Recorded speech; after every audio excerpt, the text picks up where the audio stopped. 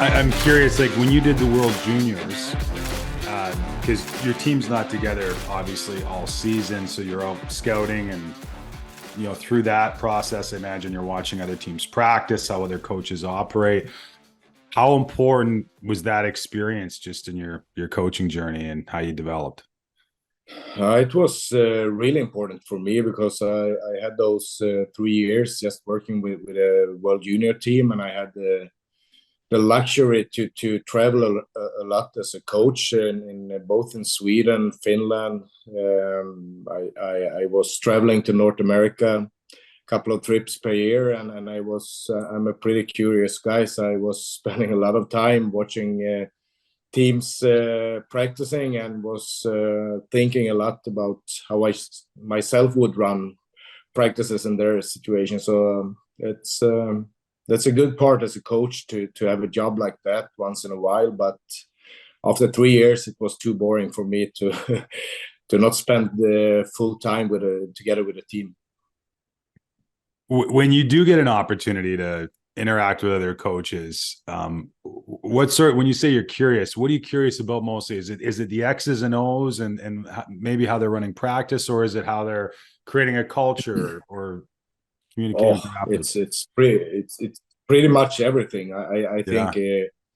it's I'm curious about their philosophy, like why the big the most important question I have when I meet other people is the question why. It's why do you choose to play like this? Why do you practice like this? Why do you pick your team like this? Why do you rotate your forwards like this? Why do you set up your power play like this, and Yeah. etc. So it's so important so you can challenge your own beliefs and biases, so you don't get stuck as a coach and individual. Do you ask your players why? Yeah, a lot of times, almost all the time. I think it's a really important question to have in your everyday working habits. It just in doing research for this, I had a chance to watch one of your practices when you were mic'd up, and Okay. I don't speak Swedish, but I understood the Yeah. tone. Yeah. Yeah. And I sort of, it's interesting. So because I didn't understand the language, I would sort of compare it to how a conductor runs an orchestra with two little sticks, and somehow that aligns everybody. And I could hear Yeah. that in Yeah. your Yeah. voice Yeah. as you were going through practice. Yeah. How important, of all the things that you do during the course of a day, how important is it for you to have the right mindset, to be present, and to bring that right energy and tone to practice? Uh, I think practice is it's so important because nowadays we work so much with a video, with Yeah.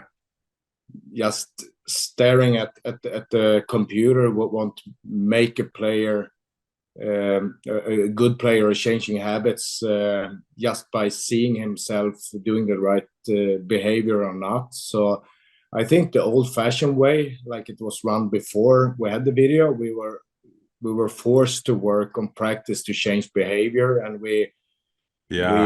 at least in Sweden we were really good on really practicing over and over until you could make the change of the behavior. And I think that's something. I think nowadays we're so much in a hurry that we want to change the behavior right away. If someone Yeah. isn't good in a forecheck, you show them and you expect to change for the next day.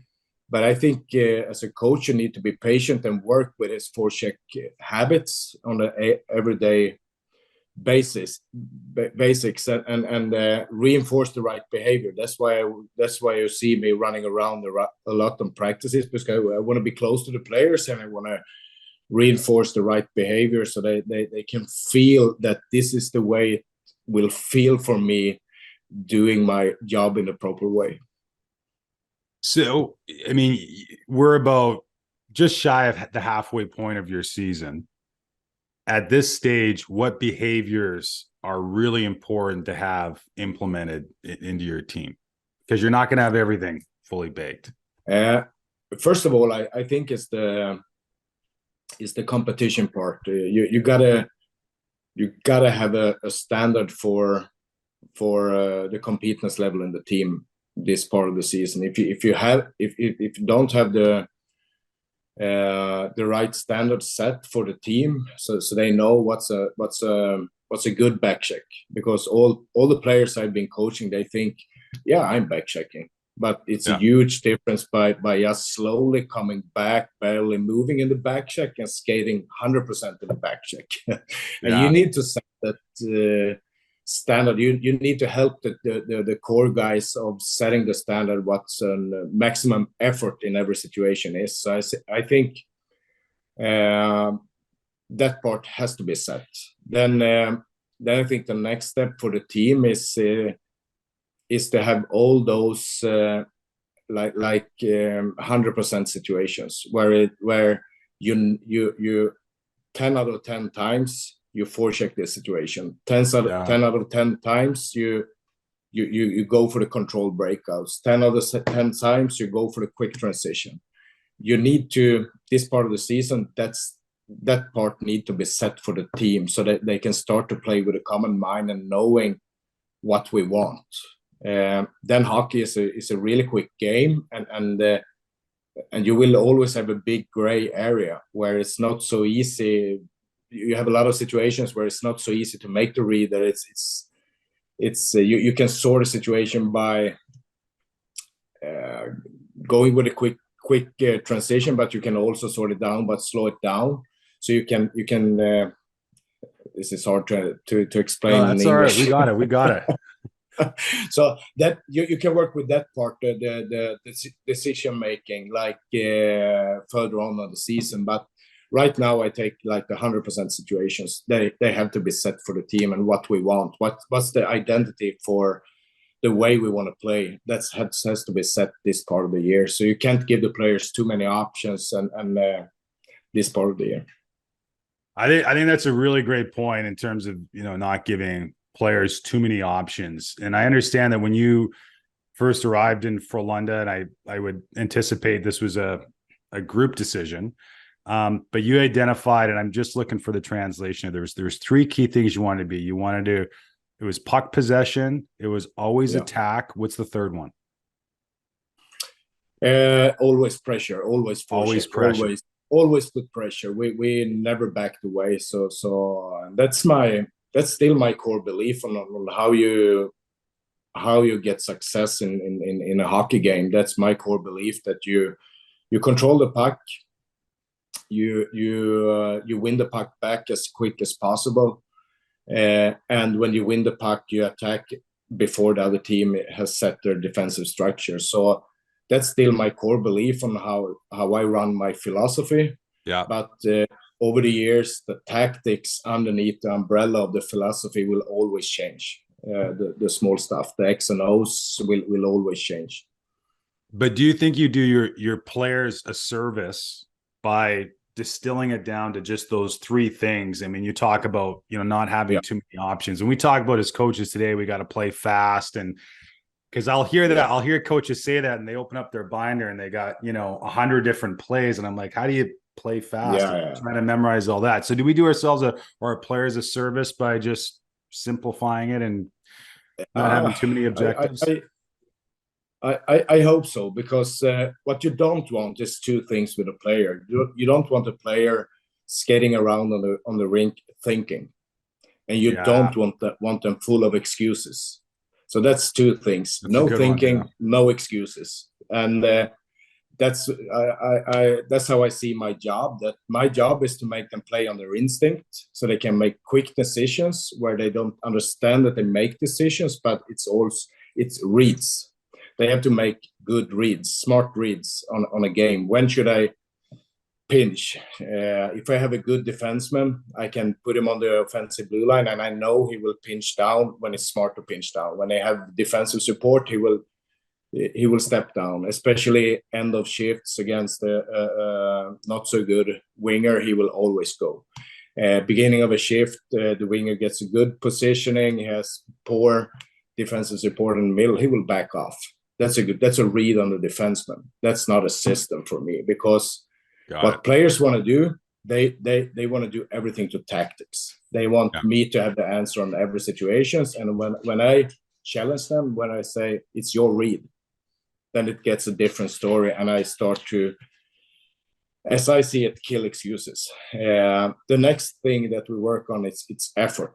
Like it's nothing wrong with a forechecking system, but you need a hell of an effort in the forechecking system to make it work, because no part of our system in Frölunda can work without smart reads and a hell of an effort in every situation where you really outcompete the guy you're playing against.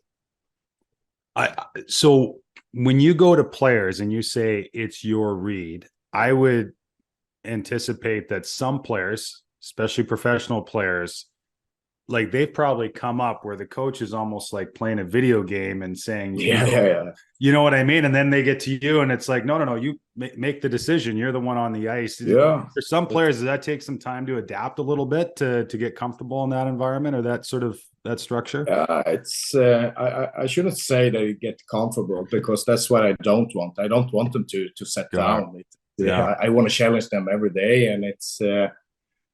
But I have, under my 32 years as a coach, I have never heard a player when I ask him, why didn't you play better yesterday? I have not had a single player telling me I wasn't working hard enough. Not a single player admit that really, it was hard. Yeah. But they will start to talk about chemistry. They will start to talk about the system, that the tactics is hard. They will start to talk about that the other team has outsmart our system, that we need to do something else, that we need to change the system, etc. And it's not so fun for them when I show them that it's their read or their effort that can make a big difference in that situation. If they make the smarter read, quicker read, and had a higher effort on the situation, we will win that situation. So for me, that's a simple way to get the guys on the perfect mindset of playing hockey, because playing good hockey, you compete and you play. You compete and you play. And the better player you have, they can still have their smartness abilities there when they compete at the best. Sure. Not so great players, when I force them to compete, they lose their smartness. So I don't want them to have that as an excuse neither. So I want them to compete, but not lose their smartness. They got to make reads. They got to know what they're doing. And for me, philosophy is the answer of the question why. Why do we play like this? I got to be able to sell that to the group with the answer of the question why. Next step is how. Yeah. How do you sort? I always approach a player on, what did you see in that situation? How did you read it? What did you see? If they don't have an answer for me that they didn't see the situation they were running into, then I know I got to work with their reads, because the best players make reads all the time, and that's their responsibility to make reads on the ice. Got it. Yeah. When you get into a situation, and we hear the term hockey sense, right? And I've heard some coaches say that hockey sense is intrinsic, like it can't be taught. And other coaches, I think especially now, there's more and more specialty coaches and services and tech apps on your phone to help players with their hockey sense or to make reads. But when you have a player where you sense that maybe that's the missing link, that the work ethic's there, they're competitive, but they're maybe struggling to make reads, how do you work with them to overcome that? I have a system that I've been working with here in Frölunda, where we break it down to habits, that we break down all the situations that happens on the ice. Let's say for a defenseman, it's not so many situations that they are coming out there over and over and over. So let's say that I have a defenseman with a poor gap. Yeah. I always start with, okay, what's your read here? How it's possible for you to how can it be more possible for you to break up plays in the neutral zone by playing with a better gap? What do you see? What make you back off on the outside instead of playing with a better gap from the inside? Stuff like that. So I work with a lot of questions, and I challenge them with that, and they have to start to respond and think about how they can develop their own game, because it's their responsibility as a defenseman to be effective.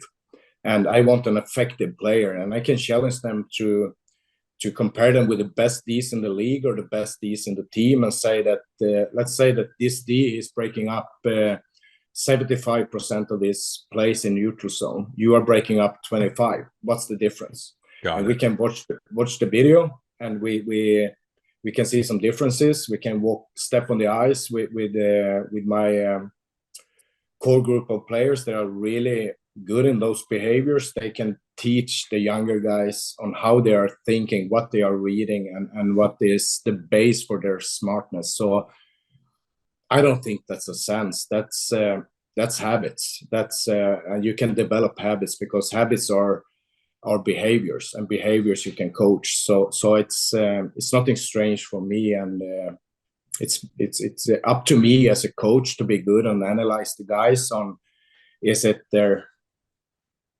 their strength, conditioning, is it their mental status, is it their mindset when they are playing? Are they stressed? Is that why they don't make reads? Or is it something technical, something in the skating, or how they are holding the stick in the defense, or whatever? It's all those details, and then it's perception. How do they move their head? Where do they place their eyes, etc. So there's tons of stuff that are coachable before you start to talk about the sense. I see all the smartest player we have had here in Sweden. They have a lot of stuff that they do. All those guys, they aren't staring at the puck. Yes. For one example, we haven't had a good defenseman from Sweden that are playing with a stressed mindset, where they are high on energy. That's another thing, that all the good defensemen we have had here from Sweden, the world class ones, they're cool cats. They have a cool mindset, so they can make reads, so they can. They have the ability to read the game. You know, I take a lot of notes during these conversations, and the one I took there was just, you know, the role of a coach and asking the right questions. And I think too often as coaches, we think our job is to tell and to instruct, and that there's a value in asking good questions is maybe a bit of a superpower.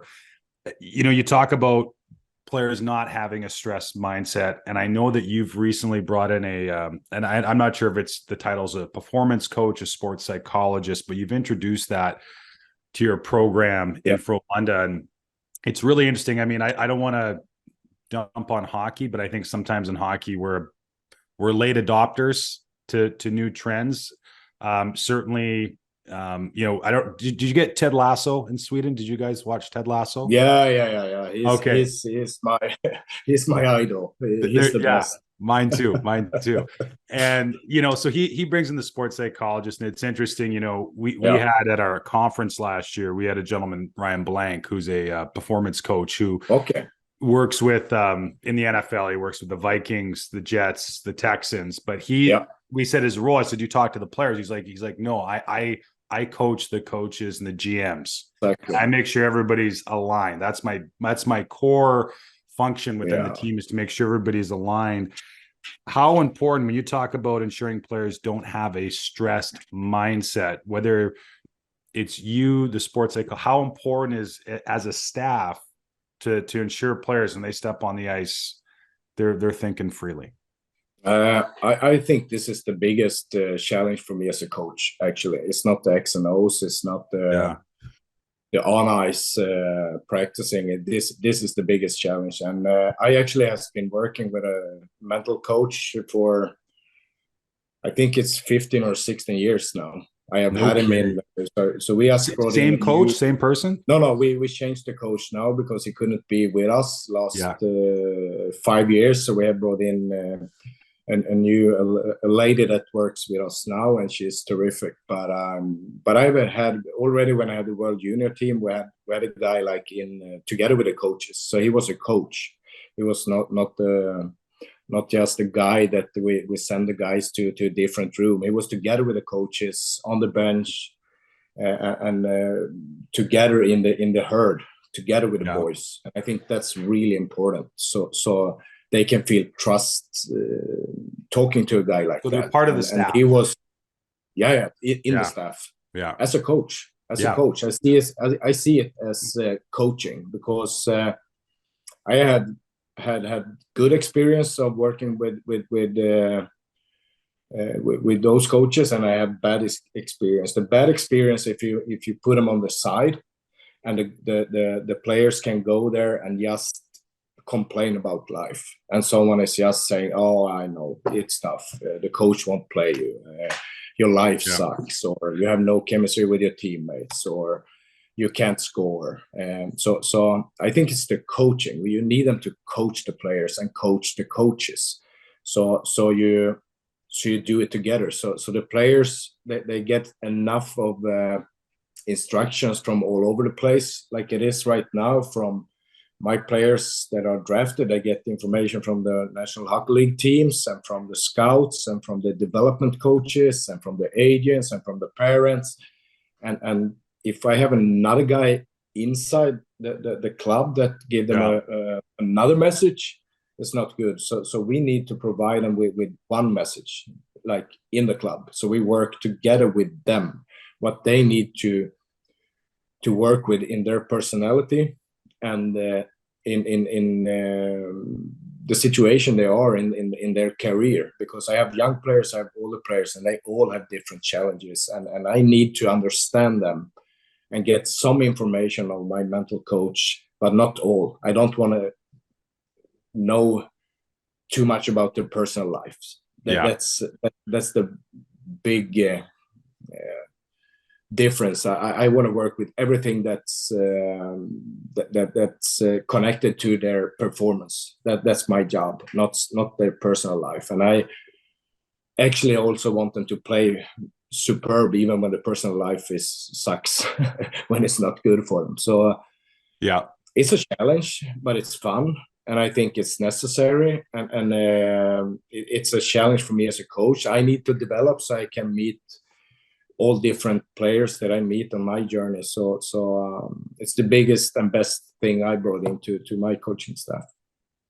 You just said something that I think is worth pointing out, and it's that, you know, even when your players, their personal life, they might be dealing with something, you still want them to play well. And I suspect though some people will hear that and they're like, "Oh, that's really insensitive." And you know, I think of it just as a parent with I got two boys. I'm like, when my guy's having a bad day, I don't want him to have a shitty day at school. I still want him to go and focus and pay attention, have a test. Like that's life. Like that's not a hockey thing. That's a life thing. So I think it's just, I just want to point that out before anybody jumps on it, to say that that's the perspective of the pro sports. If you're a pro athlete, you need to perform every night. You can't have any excuses. So and it sounds pretty harsh, but that's the way it is. It's like you say, it's life. And how many perfect days do you have?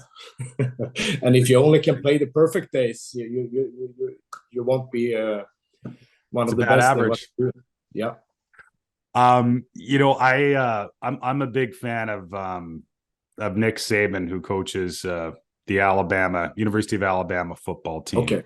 And a couple weeks ago, he was interviewed, and he said that, you know, he's like you for a long time, has been working with sports psychologists and mental performance coaches. And he said something interesting. He said, you know, he goes, you talk about your standard or your core beliefs haven't really changed since you've been in Frolunda. So that probably means that, you know, for some of the players that have been with you for a long time, they hear the same thing over and over and over again. And he said one of the benefits of having people that he can pick up the phone and talk to is, how do you reframe the message? It's the same message, it's the same beliefs, but how do you present the information in a way that's different and maybe engaging to keep the message fresh for the players? So my question to you is, when you're having dialogue with these people, what sort of questions or what insights are you trying to gain from them that to make you a better coach? First of all, the guys who have been around with me for a couple of years, we share the same core belief on how we need to play to be successful. So I don't need to convince them over and over again, because my job when I get new players is to really sell the message. When I have a new player, I need to work with a why a lot. I need to work with a why do we forecheck like this? Why do we want to break out clean on the breakouts with the puck possession part? Why do we take the attacks as soon as we win the puck to get the transition game going? To make them understand why that this is how we get successful, and this is how you become successful, because that's what a player needs in a group, to see how will I be successful together with the team. And next step, when they see that they can be successful themselves, they will start to look, how do we reach success? So, but with my core players, I don't need to talk about the why. I don't need to do it anymore. I hope the next coach will have a hard time changing. If he want to change some of the whys in Frölunda, he will have a tough time convincing the core group of players on how we play.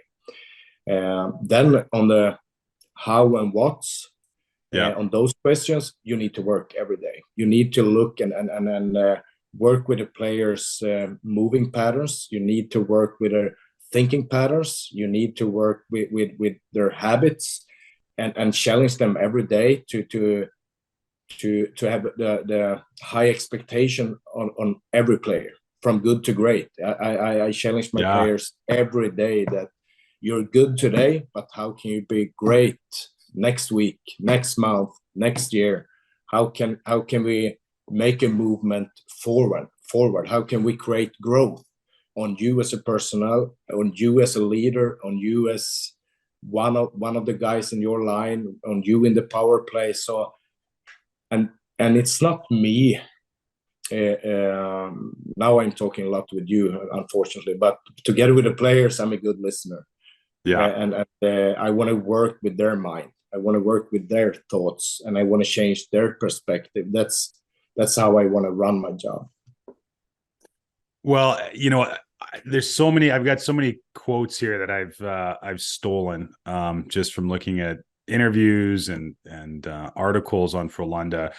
But one of the ones that really stood out is the Frolunda way is not to tell someone that you are bad. It's to tell everyone that you can be better. And I know that you've really stressed the importance of, as a coach, not seeing what somebody is, it's seeing what they can be. How do you manage your own mindset? Because I'll give you a great example. You've talked about when you review video, it's really important that you stay positive and optimistic. I've been in tons of video sessions with coaches, and you turn on that film and it's human nature. I think part of it, coaches are like, they just start complaining about it's all what players can't do and why did they make that mistake, and it's just all the notes and all the clip are just beating players up. And I think you need intention to look at it through a different lens and see the positive. So how do you, whether it's yourself or your staff, how do you maintain that that focus on going from good to great, both as a team and with your individuals? I think first of all, we have the support from a great management in Frölunda, and we have developed a couple of principles on how we work together. And one of the most important principles is that everybody should be successful, will be successful, not maybe or let's see if we change. No, I get 22 players in August, and it's my responsibility to develop those guys so we have a chance to win in springtime. And I'm really stubborn. So I know it's my responsibility to make them play better. I can't change any players. There's no excuses for me as a coach to my manager. First couple of years, I tried a couple of times to walk up to my GM and tell him that I was complaining. I was low on my beliefs on a player, and I told him, "Hey, have you seen this guy? He's passing. It's so bad. He can't make a single pass." And my GM Freddie, he has said, "Yeah, it's strange because I don't see any one of you coaches work with his passing game. You're just complaining." That's awesome. That's great. Yeah. Whose job is it to make him a better guy with a puck? And I was really listening to him because my GM Freddie Querström is a terrific guy, and he's stubborn, and he helps me and he challenged me. So yeah. After lunch that day, the afternoon, I was out on the ice with that guy working with his passing game. So today he's way better with the puck. So that's pretty much what we do. But you need a long-term mindset. You need to believe that you can change players, and I think they will always be what I believe they can be. It's my mind. If my mind is set for failure for a player, they will fail. I won't see anything else. I will just see the negatives. And what I know is if you're negative, it will just lead to more negativity. It will just be even more negative. And it transfers to the players. And if you just look for the negatives, after 2 weeks with that, me as a coach, I have lost my beliefs on that player, and he will feel it. Yeah. So and when a player feel that from a coach, he will shut down. He will start to protect himself. He will lose his trust. And when a human being loses trust, he will protect himself. And when you start to protect yourself, you shoot all those excuses.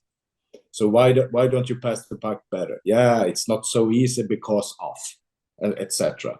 But if me as a coach work to have the players safe, because that's leadership for me. As a leader, you need to protect your players. They got to feel safe. They got to feel that, exactly like you said about your kids, even when they are not good in school, you don't just send them out of the family.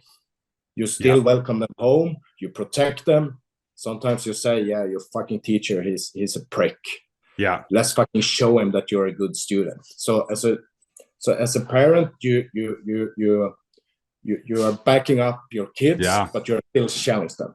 That's how I want to be as a coach. Like, I always backing up my players, always. But I always expect them to strive for excellence. That's my job.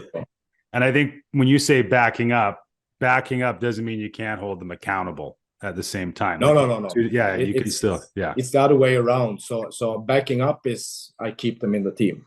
Yeah. I don't send them to the minors. I don't send them anywhere. I keep them.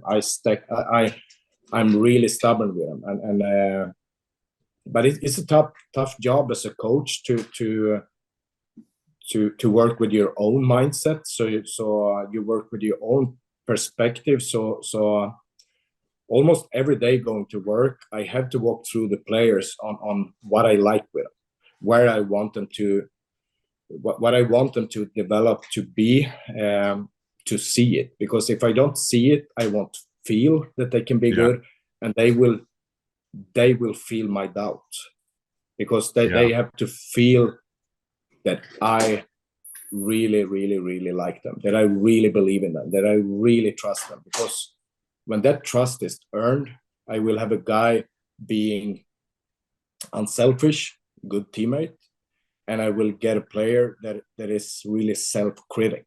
He will start to look at the video and tell me that, hey, you think I'm that good, Roger, but look at this. I can stop that guy there. I can be harder there. I can protect the puck better there. You want to be better. I can see that. Let's work with it. Let's step on the ice after lunch and do something about it. So that's the change of the mindset, coach to player, when you work my way or our way in Frölunda.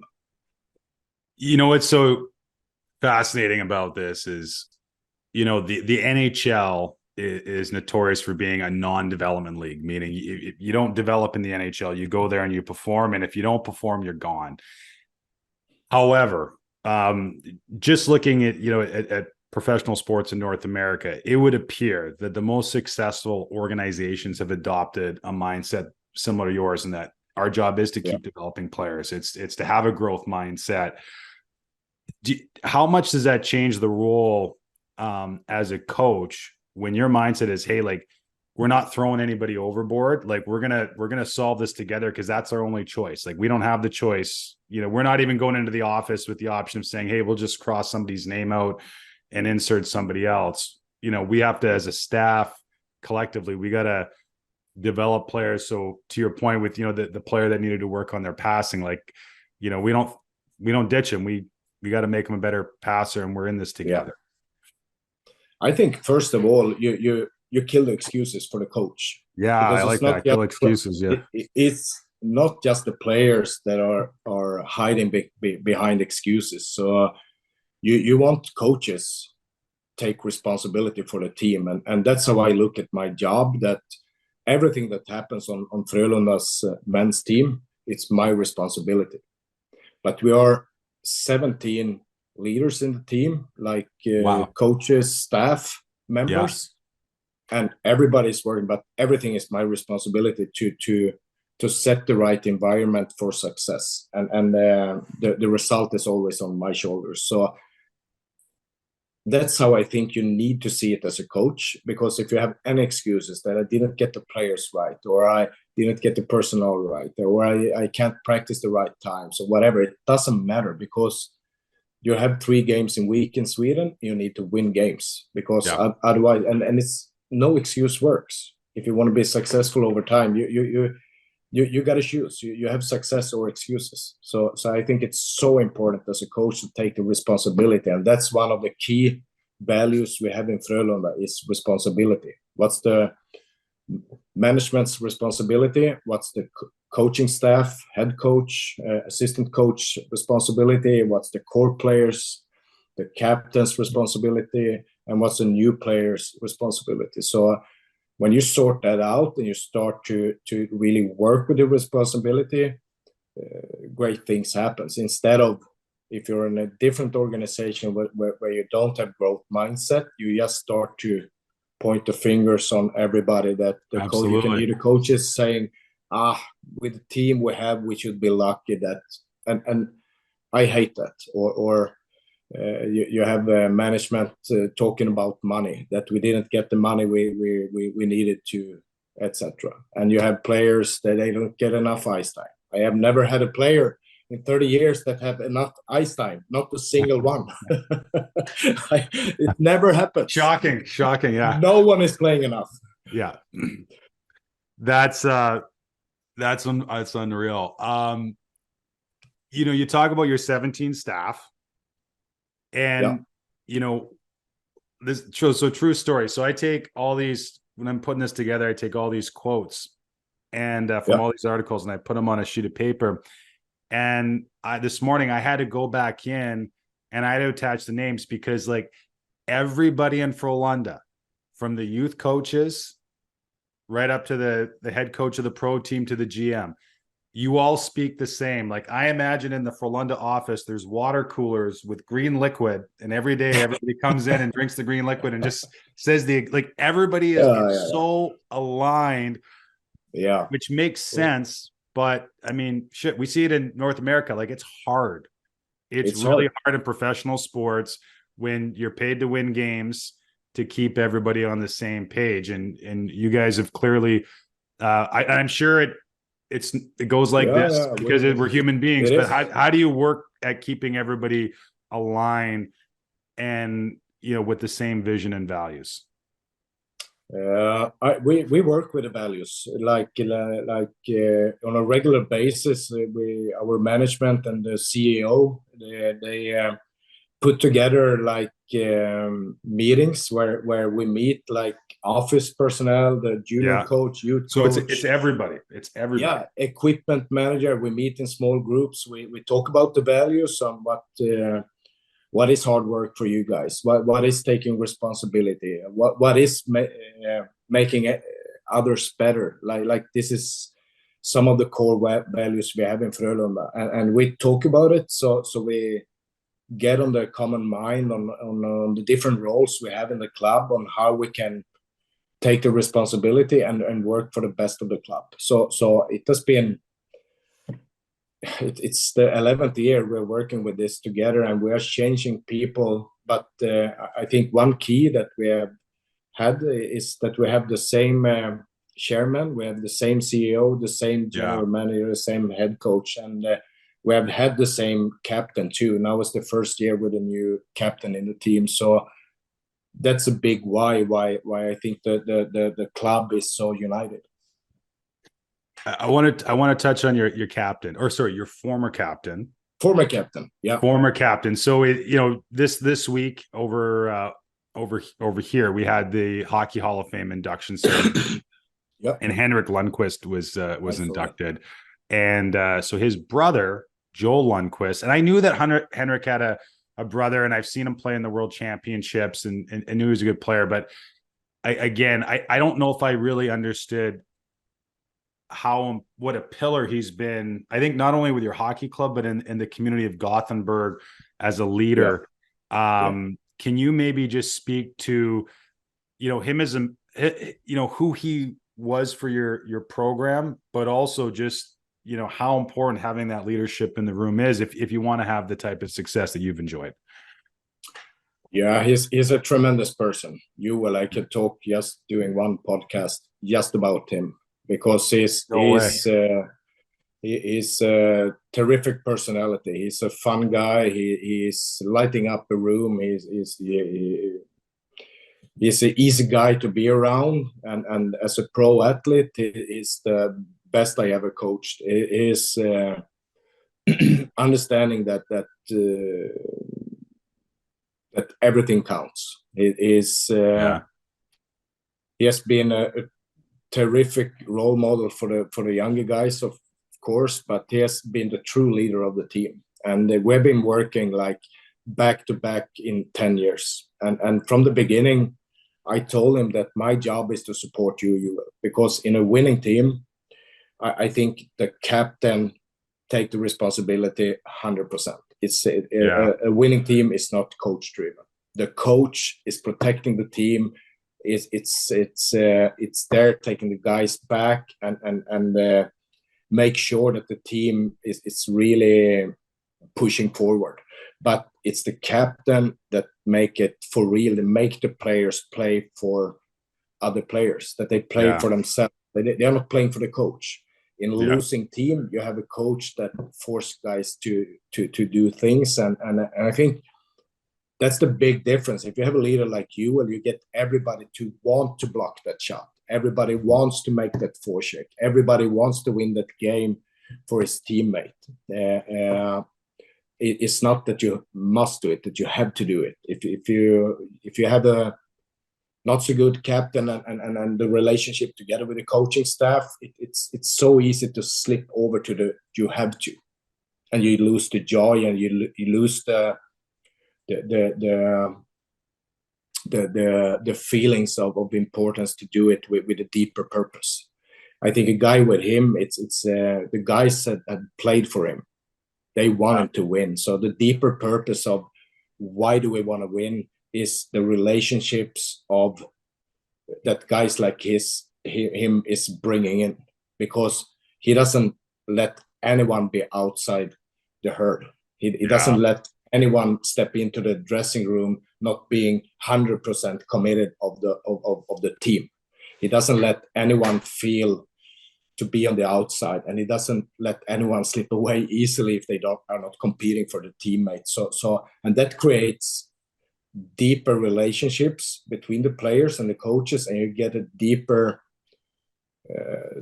purpose on why you want to be successful. And I think that's what guys like him is doing. And I think you can see the same thing in North America. I've been studying the Red Wings when they were successful with all the Swedes, and they all say the same thing, that Iserman was the first guy. Yeah. He taught everybody this that I was talking about. Then Niklas Lidström, he took the flag, and then you had Zetterberg, etc. So I think that's the same thing that we have in Gothenburg. Now Max Friberg, my new captain, he is working in the same direction, and with the same urgency like Joel did. That's awesome. That's awesome. When you have a conversation with your captains and you want to get a pulse on the team, how do you create that? What does that conversation look like? How do you create a space where it's just, open dialogue about where the team's at, and how do you listen, I guess, and ensure that you're going to feel for I think my role, excuse me, my role as a coach and the coaching staff, it's so important because we need to let the players be players, and we need to analyze the game. We gotta be ahead of them on analyzing our game. So let's say we have a couple of not so great games where we need to tell them why. This is why we're losing, or this is why we will start to lose if we don't change anything. Because sometimes you're on a winning stretch, but you're not playing good enough. You just rely on the luck, or you have really good scoring a part of the season, or really good goaltending or special teams. But me as a coach, I know that we won't win the championship playing like this. It's just luck here and now. As a player, they maybe don't feel it because they get so high on the emotions of winning or so low of losing. So I need to present be more concrete on what do we do, what do we need to work on, why are we not getting success right now. So I need to point out on okay, we have problems with the breakouts. If you look at the stats now, we are not breaking out enough, and that's why we are not getting enough entries, and that's why we're not getting enough shots or scoring chances. So we need to work with this. What is the problem? Are you on the same page, boys? And then often you get a conversation where the Ds says, okay, forwards, you need to show up. And the forwards will tell the Ds that you need to give us the puck earlier. Yeah. And then you start to push forward. So as a coach, you need first to show them this is the case. This is the same. This is what we will talk about, to frame it. Because if you're not framing the discussion, it will just be tactics all over, and the other team are doing this, and so you need to help them with analyze, because players are always talking about their own perspective, and as a defenseman, they see and feel the situations they are into. They can't analyze on what the forwards are doing all the time, and they shouldn't. They are players. So that's the coach's role. But then I need to on how do we change this up? What do we need to do? That's the situation where I need to call players and the dialogue. If I was to look across it, every interview I could find that you've done in English, the word that keeps coming up is grow and growth. Like I would nickname you the gardener. And it seems like this is really, your mindset, but I sense that at some point in your career, because you talk about, your number one role is to, create a safe environment and to develop people, not hockey players, people. Yep. At what point in your career did the mindset shift to, hey, I'm just going to focus on developing people, and I'm going to trust that if I do that, we're going to win games because you're paid to win games? Yeah. That's a good question, but I think I always been working with developing players. I've been working with a junior program up in Luleå for many years, and it's the same working with a world junior team. I work with young players, so I don't know if it's a certain point, but I think you're reaching a point in your career where you start to feel safe by yourself.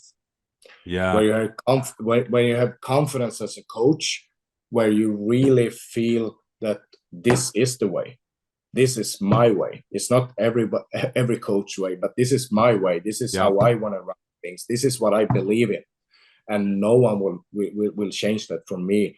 And somewhere here in Frölunda, I think the winning of a couple of championships has helped me grow For sure. as a Yeah. coach and start to trust, because even when you work with growth and individual development, you want to win. I want to win every game. I want to win the league. I want to win the championship. So, and when you win, you get more confident. And I think it's really good as a coach. So you don't get too run, that you don't get pushed by the emotions of winning and losing games. Well, I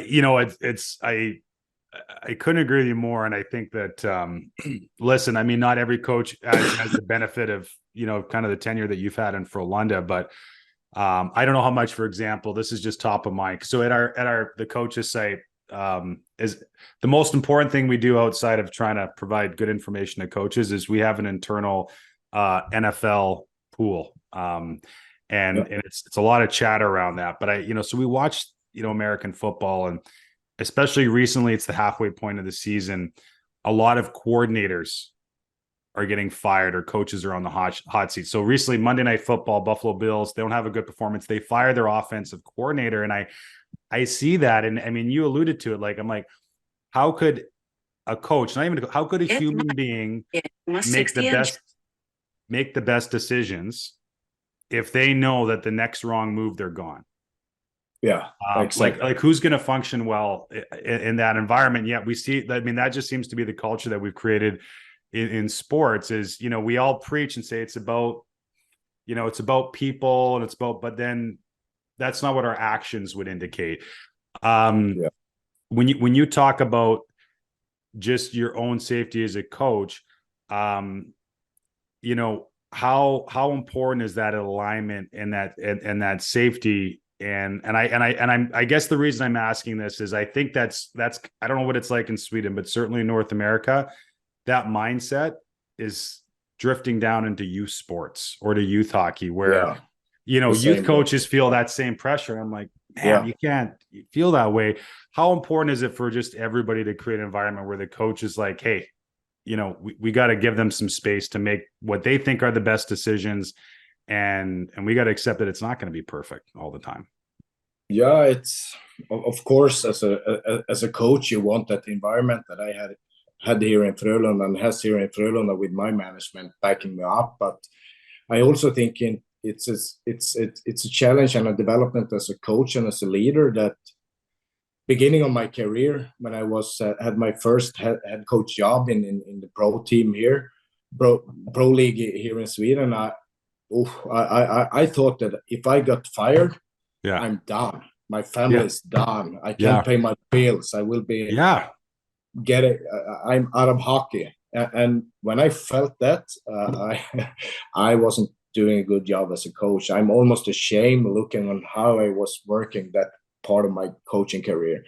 And everything was about forcing guys doing stuff, forcing people doing stuff. Because I was forced to by my own thinking of the consequences of what happens if. But right now I'm in a point of my career where I feel like, okay, if I get fired here, I will get a new job. My family is safe. My kids are grown. They don't need me. My wife, she's pretty beautiful. She will find a new man, so I can get fired easily. Everybody survives. Life will just continue. Nothing happens. So with that said, I can work with a different confidence and calmness to my players, because when we are losing in Gothenburg, it's a hockey city. It's and we have been so successful. So losing 2 games in a row, the crowd isn't so pleased, and I need the courage to step up for my team. I never call them out in press, media. I rather do it the other way around, that I call myself out, that I need to prepare my team. I need to do a better job. I have great players that I need to play great. They are not playing great. We see it, but it's my job to make them play great. And I think for me, that is leadership, to be there for your team, backing up your guys. Instead of, if I'm doesn't own that confidence, I would start to point out the players. So, and I think a lot of times those years when I do that, I see the team is giving everything back for me next week. So easy said, but it's so hard to do.